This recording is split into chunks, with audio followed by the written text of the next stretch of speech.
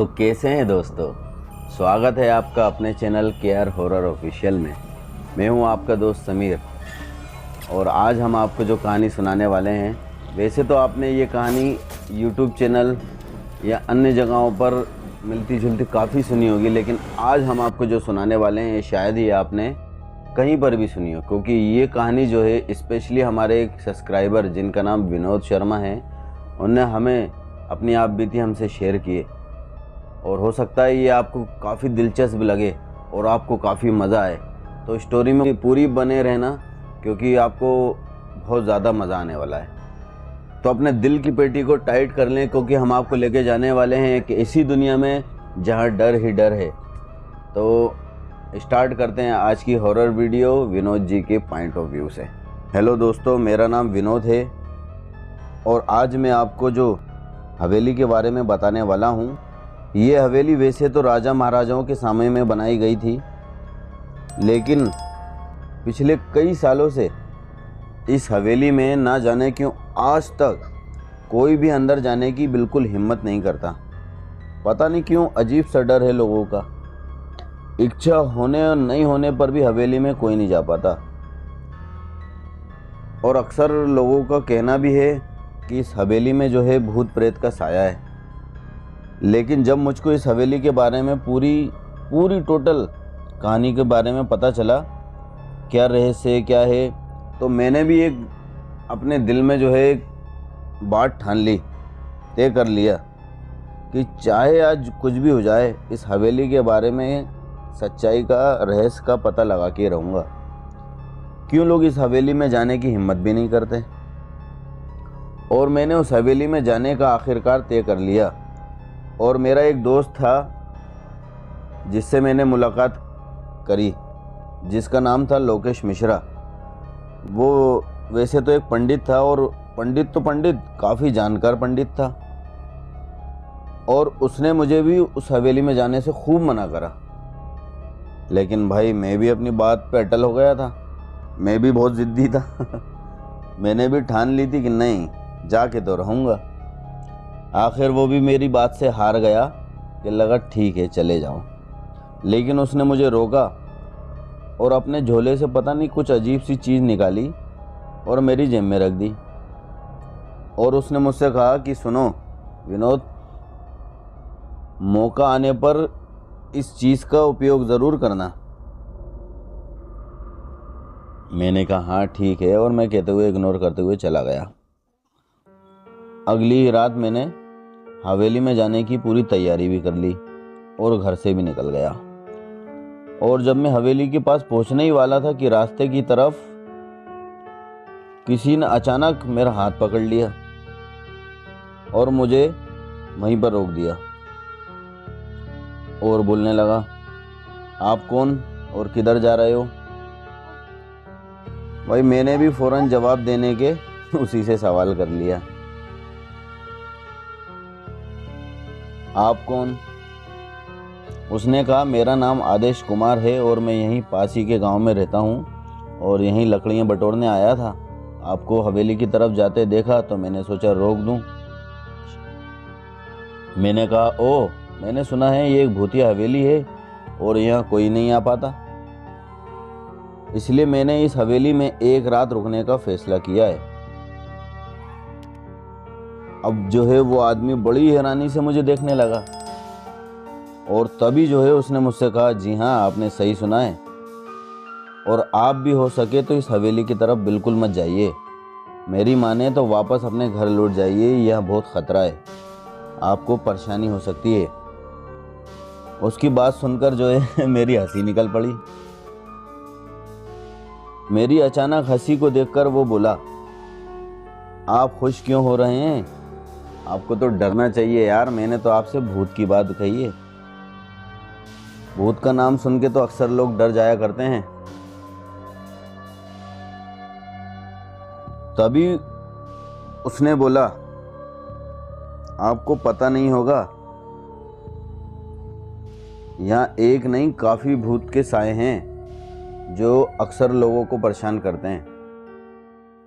मैंने भी उसकी बात को काटते हुए उससे कहा, आपको भी पता नहीं होगा कि मुझे भी भूत प्रेत में जो है काफ़ी दिलचस्पी है और मैं अंदर जाके पता तो लगाऊंगा आखिर क्या सच है। इतना कहकर मैं उससे दूर जाके हट के उस हवेली की तरफ चला गया और जैसे तैसे अंदर चला गया। और मैंने भी जो है 2-3 जगह अपने कैमरे के सिस्टम लगाए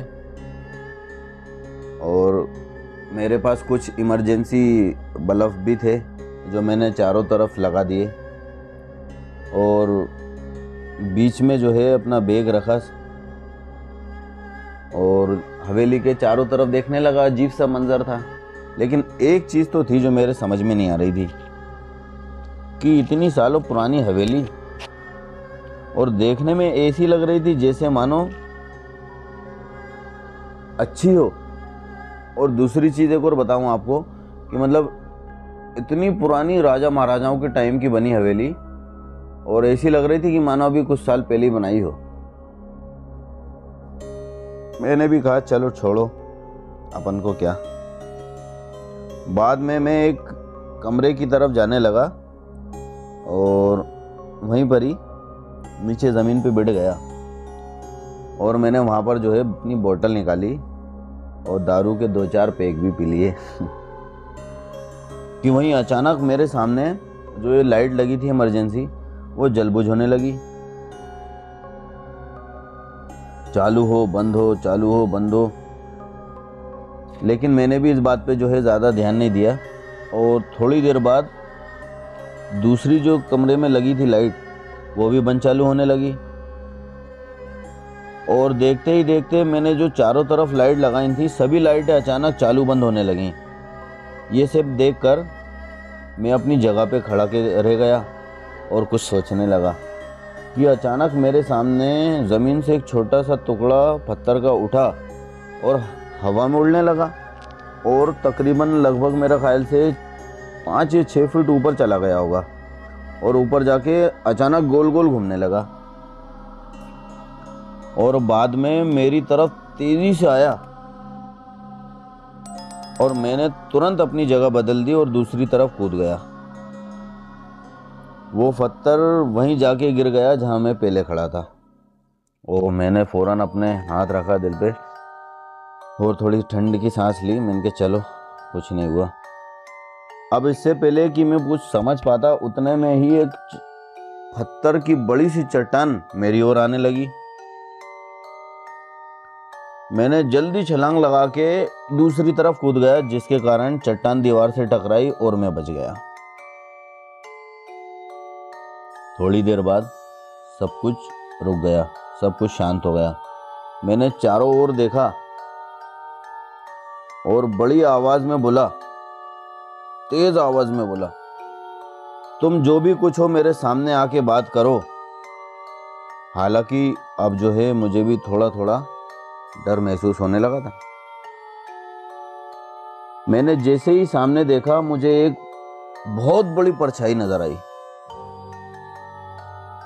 मानो वो परछाई पूरी दीवार की तरफ जा रही हो। उस परछाई को देखकर मैंने भी तुरंत बोला, तुम कौन और मुझे क्यों मारना चाहते हो?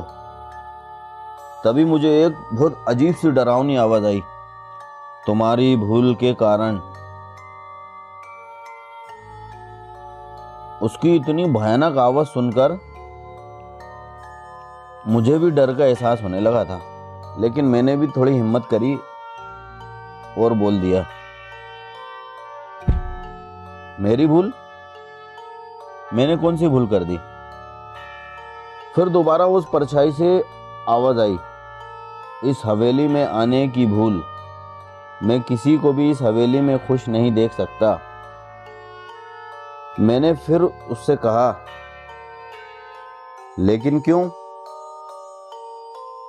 उस परछाई जो मेरे सामने खड़ी थी उसने मेरी बात का जवाब देते हुए कहा, आज से 130 साल पहले इस हवेली में एक राजा हुआ करते थे जिसने छोटी सी गलती के कारण मुझे यहीं पर ही मार डाला था, जबकि मेरी कोई बड़ी गलती भी नहीं थी।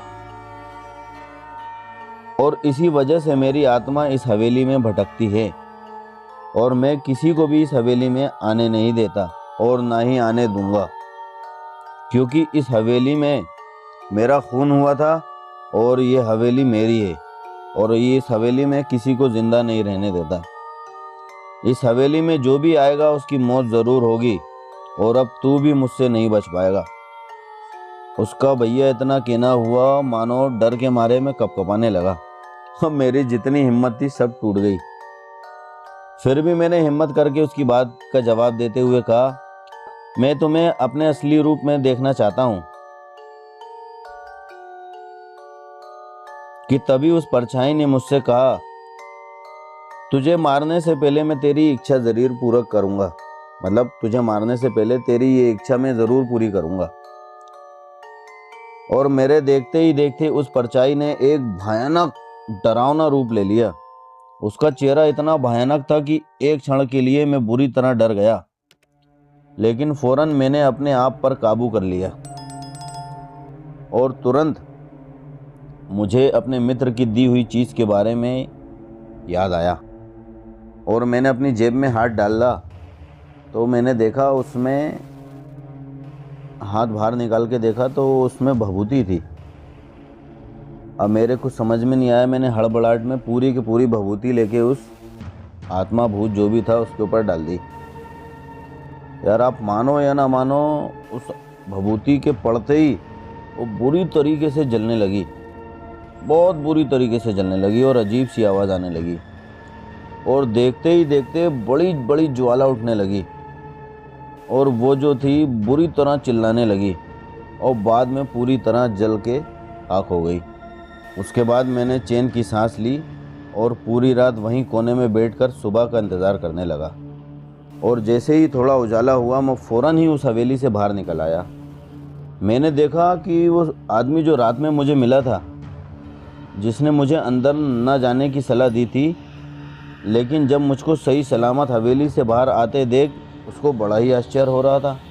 तभी उसने मुझसे पूछा, तुम कैसे ज़िंदा बच गए? यहाँ जाने के बाद आज तक कोई नहीं बच पाया। मैंने उसे कल रात की पूरी घटना बता दी और अब ये हवेली भूतिया हवेली नहीं है ये भी बता दिया। वो आदमी बड़ा खुश हुआ और उस हादसे के बाद जैसे मैं उस जगह से निकल के लोगों के बीच गया और जो है लोगों ने मुझे उस जगह का हीरो बना दिया और कुछ साल बाद जो है मेरा तबादला दूसरे शहर हो गया। तो दोस्तों ये आपको कहानी कैसी लगी मुझे प्लीज़ कमेंट करके ज़रूर बताना। और अगर आपके साथ भी कुछ इस तरह की घटना घटी हो और आप भी उसे कहानी का रूप देना चाहते हैं तो कमेंट बॉक्स में ज़रूर बताना। और हमारी कहानियाँ आपको सच में अच्छी लगती हैं तो आगे और भी कहानियाँ सुनने का दिल चाहता है तो हमारा चैनल सब्सक्राइब करना ना भूलना। तो फिर मिलते हैं अगली हॉरर स्टोरी के बीच।